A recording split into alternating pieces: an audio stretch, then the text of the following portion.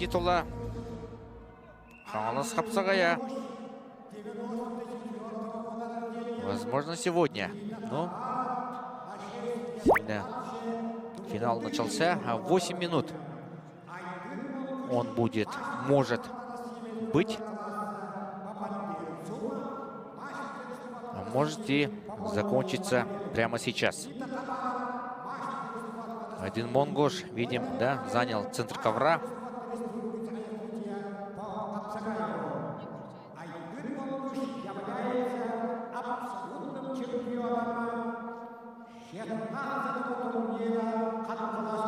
Айдын Монгуш становился, да, абсолютным чемпионом в 2023 году.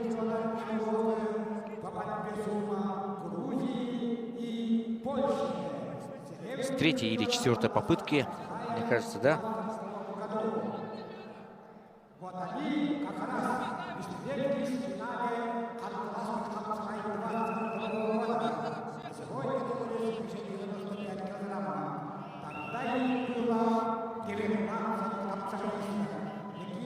Следим за каждым движением, притаив дыхание.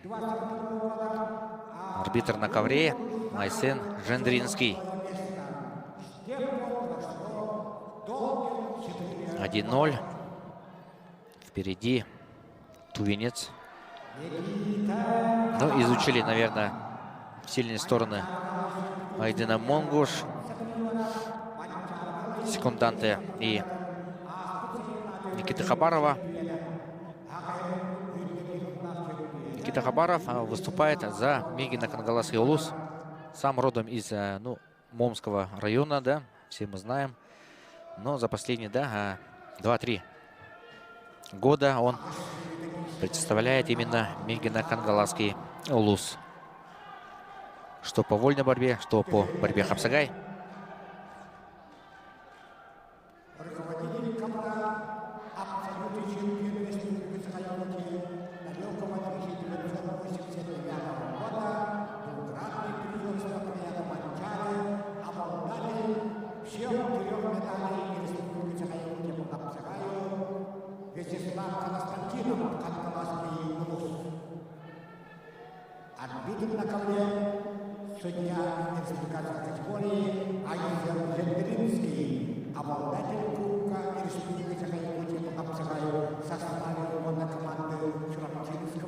Три минуты позади. Видим, что в углу, да, Никита Хабарова сидит Дмитрий Шадрин, триумфатор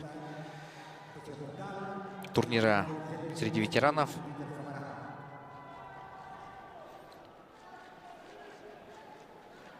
Кстати, да, мне сейчас подсказали, да, в церемонии награждения, да, среди ветеранов, ну и вообще здесь участвует, да, старшая дочь Дмитрия Шадрина. И как раз она, да, приносила золотую медаль отцу. Такой интересный и красивая история.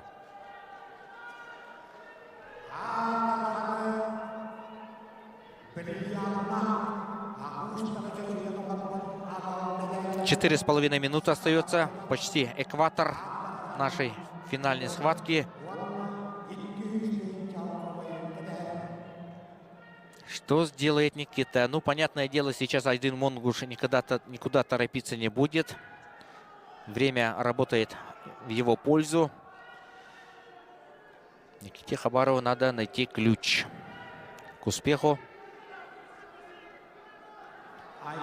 И тут по правилам Хапсагая, да, за пассив, допустим, красного угла, за то, что он не борется, сейчас защищается, баллы Хабарову присуждать не будут. Только за действие, за выход за ковер, ну или за чистую победу он может надеяться. Ну, хотелось бы, чтобы, да, такой яркий финал завершился падением кого-то из борцов, а не победой по очкам. Хотелось бы.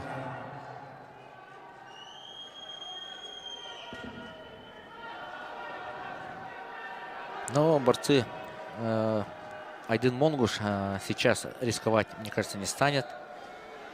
Зачем ему рисковать, когда счет на табло в его пользу?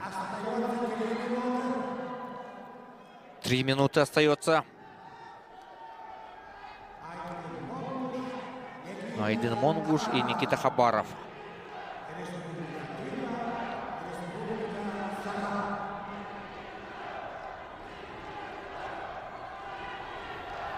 Айдын Монгуш, кстати, прекрасно борется и в вольной борьбе. Он является неоднократным участником чемпионатов России. Является действующим обладателем командного Кубка России в составе сборной команды Республики Тыва. Турнир этот проходил в конце года в столице Республики Тыва, в Кызыле. И тогда хозяева одержали яркую победу. В финале выиграли у команды Дагестана. 2 минуты остается. Никита идет на пролом. Но что-то надо здесь придумать, да, Никите? Все-таки заставить пошатнуться.